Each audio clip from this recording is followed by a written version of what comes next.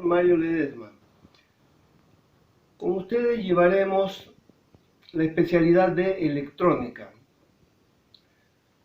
Bueno, en esta oportunidad trataremos como primer tema lo que es normas de seguridad y salud en un centro laboral. En este caso, lo que es normas de seguridad y salud dentro del taller de electrónica. Bien, entonces es lógico que nosotros sabemos de que existen otras especialidades, ¿no? Tales como, por ejemplo, mecánica, de repente carpintería en madera, carpintería metálica, construcción, donde existen otro tipo de máquinas y herramientas de alta peligrosidad. Pero esto no menos de que en electrónica también debemos de contemplar ciertas normas de seguridad, ya que trabajamos con corriente alterna, con 220 voltios y también con instrumentos punzocortantes. Bien, entonces vamos a ver algunas normas de seguridad y salud contempladas dentro del ámbito laboral.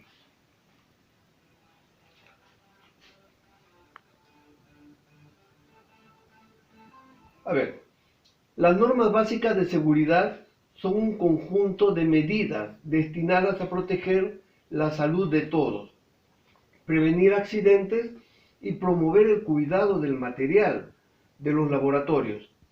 Son un conjunto de prácticas de sentido común. El elemento clave es la actitud responsable y la concientización de todo personal y alumnado. Bien, entonces queda bien claro este aspecto sobre la concientización. Todo lo que son normas no solamente debe quedar en el papel, sino que hay que interiorizarlo, ¿no? Hay que ser conscientes de su uso, de su práctica, ¿de acuerdo? Entonces, con esto estaríamos garantizando nuestra integridad física, además de que de esta manera podemos brindar un buen servicio. Bien, el siguiente.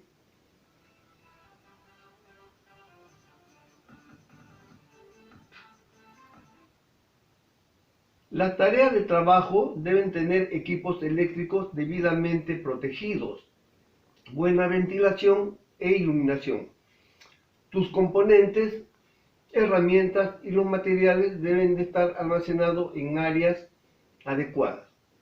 Bien, aquí habla sobre los equipos que deben de tener buena protección. En este caso, por ejemplo, normalmente nosotros sabemos de que cuando utilizamos, por ejemplo, taladro, o utilizamos un cautil, o ya sea cualquier otro tipo de herramienta eléctrica, debemos de ver, observar de que los cables se encuentren en buenas condiciones, ¿no es cierto? Que las extensiones que utilizamos también estén en buenas condiciones y que sean las adecuadas, según los estándares técnicos, ¿no? Entonces, aquí también hace mención sobre la ventilación y la iluminación. ¿Por qué? En un taller de electrónica, cuando necesitamos hacer los circuitos impresos, normalmente utilizamos el ácido, ¿no es cierto? Ácido que es un elemento corrosivo y lógicamente, si no hay una buena ventilación, entonces esos vapores que producen esos ácidos los podemos de repente inhalar. Entonces debe haber una buena ventilación, ¿no? De repente utilizar ventiladores, las ventanas abiertas, y también debe de existir una buena iluminación. ¿Por qué una buena iluminación? Cuando no existe una buena iluminación, nosotros ¿qué hacemos? Forzamos la vista, ¿no es cierto? Y a la larga, si nosotros trabajamos por mucho tiempo con poca iluminación, el órgano de la vista se ve afectado y eso realmente a la larga nos produce malestares, ¿no es cierto? Bien, aquí hablas también sobre los materiales que deben estar almacenados en áreas adecuadas. Esto hace mención a que debe existir orden dentro del área de trabajo, ¿no es cierto? Lo que son, por ejemplo, herramientas tienen que estar en un lugar, lo que son instrumentos debe estar en otro lugar, lo que son materiales deben estar ubicados en otro lugar, lo que son ácidos corrosivos en otro lugar. De esa manera nosotros podemos trabajar en forma rápida, en forma ordenada, como debe de ser, ¿no es cierto? Ya, next.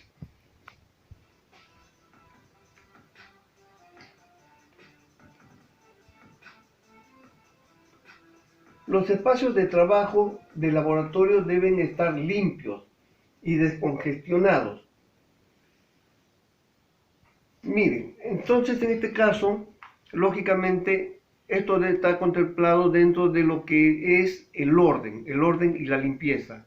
En un ambiente de trabajo, si debe estar descongestionado y limpio, lógicamente no pueden haber cables expuestos, porque uno se puede tropezar, ¿no es cierto? Y si el cable está en malas condiciones, peor, uno se puede electrocutar. De tal manera que es muy importante observar esto, ¿no?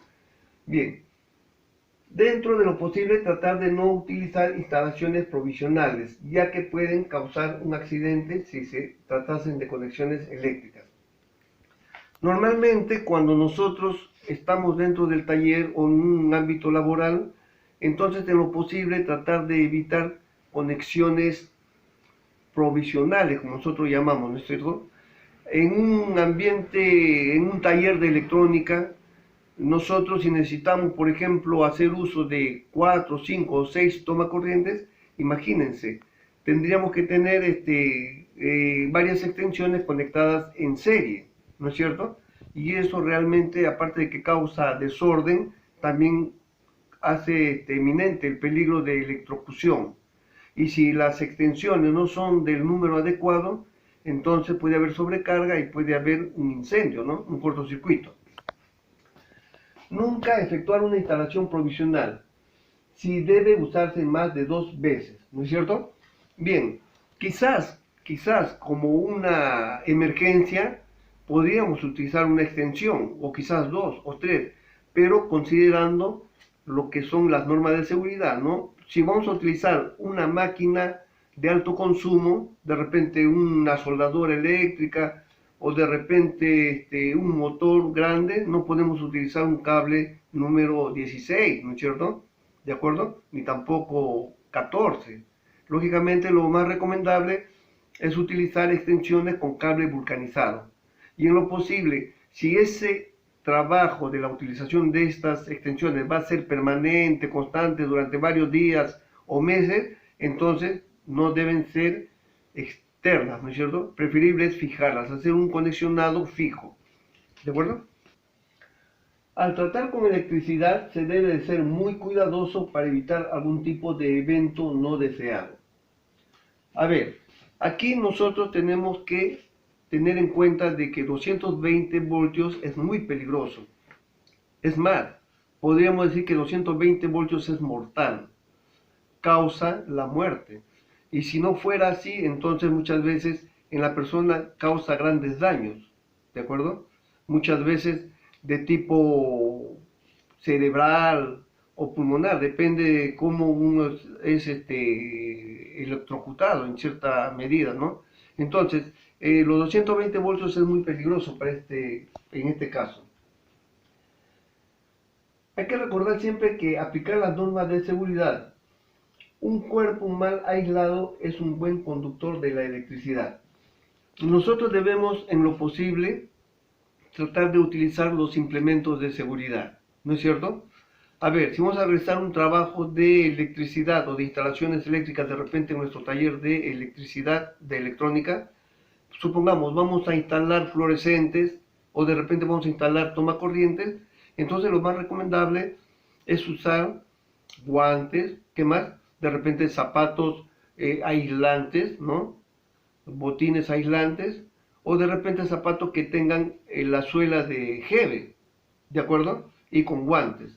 Entonces, con estas normas de seguridad, con estas medidas, entonces se corren menos riesgos de un accidente. Un cuerpo mal aislado es un buen conductor de la electricidad. Siempre que sea necesario, utilizar una base aislante sobre tu banco de trabajo y en el suelo. Supongamos que tenemos que realizar una instalación eléctrica y no contamos con los zapatos aislantes, ¿no? En este caso, de repente, con suela de jeve. Entonces, lo más dable, lo más aconsejable es poner una base de madera o algo aislante. Al tratar con electricidad se debe de ser muy cuidadoso para evitar algún evento no deseado, ¿cierto? Bueno, entonces, la protección de los tomacorrientes se hace a través de un elemento, adicional para evitar descargas eléctricas llamado puesta a tierra. Este término, puesta a tierra, viene a ser el famoso pozo a tierra que muchas veces todas las empresas están obligadas a tenerlas. ¿En qué consiste? Como su mismo nombre lo dice, básicamente es un pozo, un pozo cuadrado de 1 metro de lado y de repente a veces es de 2 metros, 2 metros 20 de profundidad, en el cual se planta una varilla de cobre, una varilla especial, y entonces el terminal lógicamente se entierra con ciertos aditamentos químicos para que lo haga más conductivo el suelo, y luego esa varilla a través de un entubado se lleva al tablero principal o al tablero de distribución, ¿de acuerdo? Bien, entonces los tableros de distribución normalmente deben tener, ¿qué cosa? Una varilla de la puesta a tierra. Entonces esa varilla de puesta a tierra se distribuye a todos los tomacorrientes que normalmente tienen punto o puesta a tierra, ¿de acuerdo? Lo normal es eso, que todo tomacorriente tenga un punto a tierra. Lo mismo, como en el tablero de distribución también va a ir la llave térmica que corresponde a las luminarias, entonces también las luminarias tienen que tener conexión a tierra. Bien, entonces, ¿no? Aquí dice, esta puesta a tierra suele ser una varilla de cobre enterrada en el suelo, por la cual se deben de desviar las cargas eléctricas no deseadas, ¿no? De esta manera nosotros garantizamos que podamos sufrir un shock eléctrico, ¿no? En el caso de las computadoras, todas las computadoras tienen punto a tierra, ¿no es cierto? Si nosotros observamos, en el enchufe de las computadoras están 3 clavijas. 2 son para 220 voltios y la tercera es para puesta a tierra. Es más, las 2 primeras, una viene a ser línea y la otra viene a ser neutro, ¿no es cierto? Línea y neutro y la puesta a tierra, ¿de acuerdo? Evita los cortocircuitos, conexión incorrecta entre 2 cables. En este caso hace mención al tipo de cable que nosotros debemos utilizar, ya sea en una extensión o ya sea en una instalación permanente de tipo eléctrico, ¿no es cierto? Nosotros no podemos utilizar, por ejemplo, para una instalación eléctrica, cable mellizo, y más aún si no consideramos el calibre o el número adecuado, entonces de hecho que va a haber un cortocircuito, ¿de acuerdo? Eso traería constantemente problemas.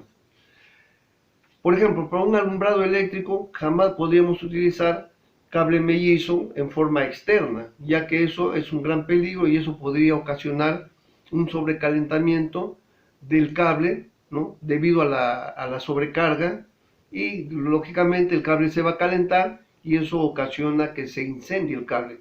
Y si el cable está en un ambiente donde hay materiales combustibles, ¿no? Llámese de repente benzina o llámese de repente por ahí alcohol, y si hay por ahí papeles, cartones, es fijo que el incendio es eminente. Hay que observar mucho, ¿no? Para eso hay normas técnicas, el número del cable para las instalaciones eléctricas y el tipo de cable son puntos muy importantes que tenemos que tomar en cuenta. A ver, entre la fuente de alimentación, entre la fuente de voltaje y el circuito a crear o reparar, ¿no?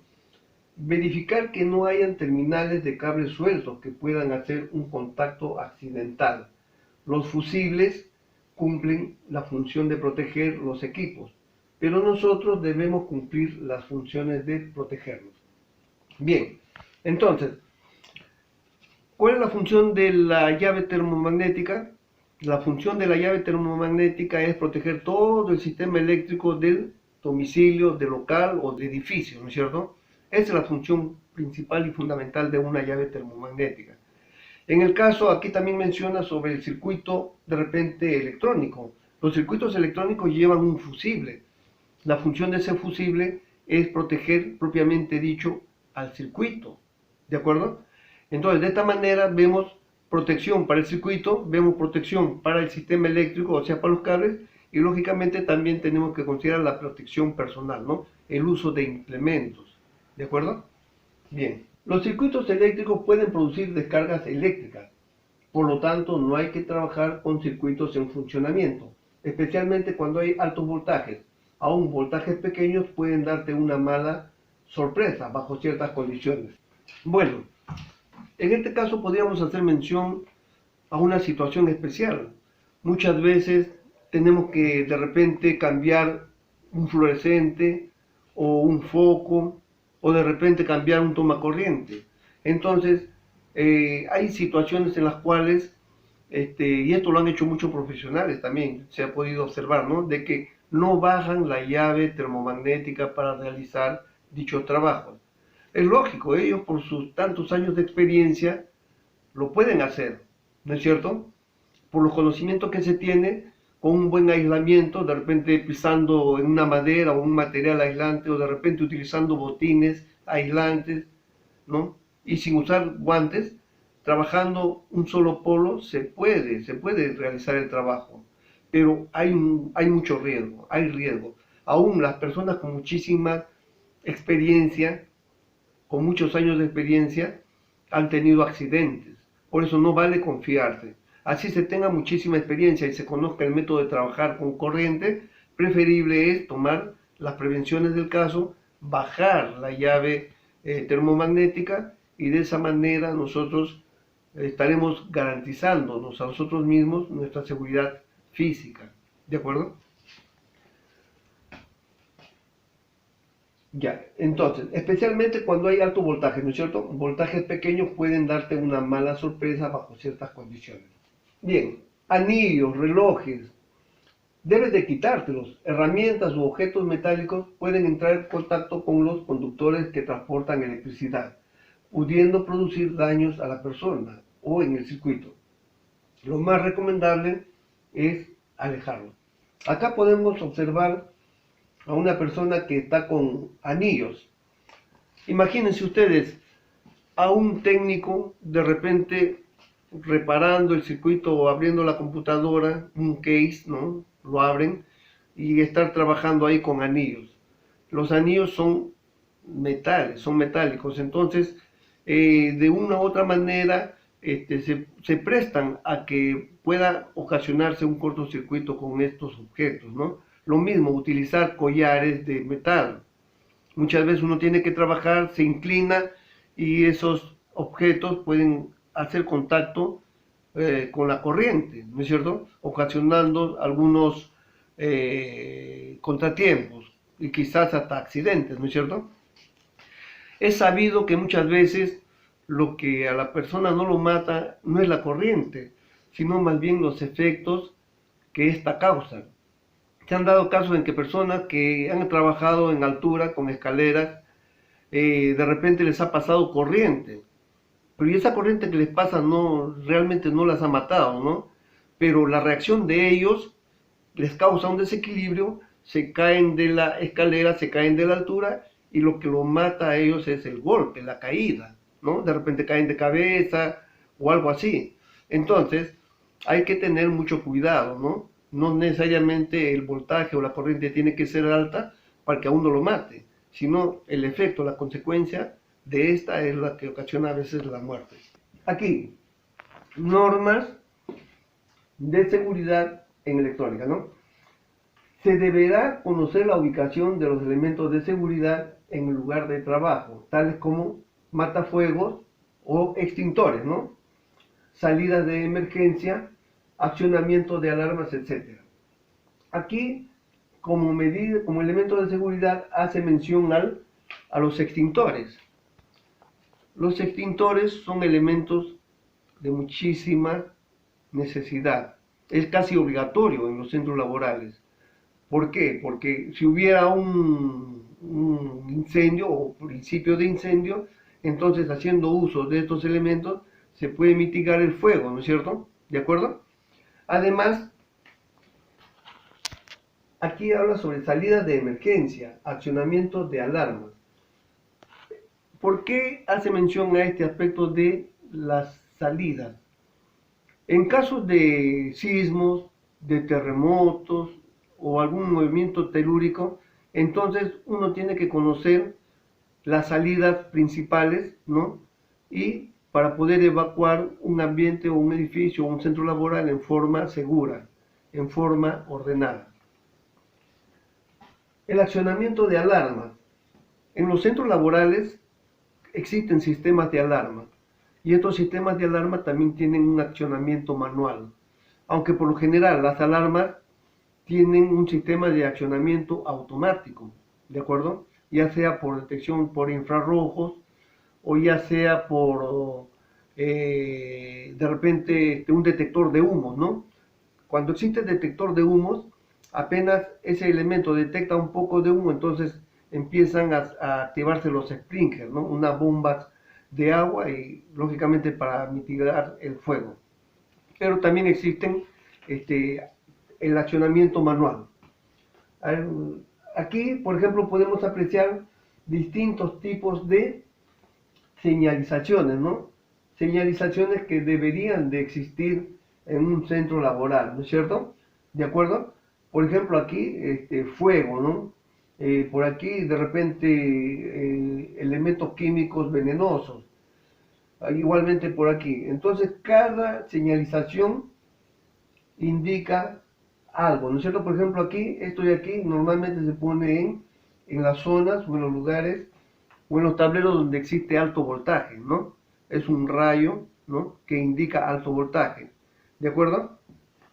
Bien, entonces, observar qué tipo, si es A, B o C, ¿no? Es cada extintor ubicado en el departamento, ¿no? De un determinado departamento, por ejemplo aquí dice el departamento de matemática, ¿no? Y verificar qué material combustible contiene, ¿no? Si ese material si ese material del extintor es para papel, es para madera, es para pintura, es para material eléctrico, etcétera, ¿no? Entonces, depende del tipo de material que contiene el extintor y entonces este tiene una aplicación específica, ¿de acuerdo? Entonces, por ejemplo, un extintor que es exclusivamente para apagar, por ejemplo, cartón o materiales inflamables, papel, no se puede utilizar en un lugar donde ha habido gasolina. Si ese extintor lo utilizamos ahí, no lo va a poder apagar el fuego. ¿Por qué? Porque no es adecuado para ese tipo de combustible, en este caso la gasolina, ¿no? Entonces, cada tipo de extintor es aplicable para un determinado tipo de fuego, ¿de acuerdo? O para un determinado material que genera el fuego.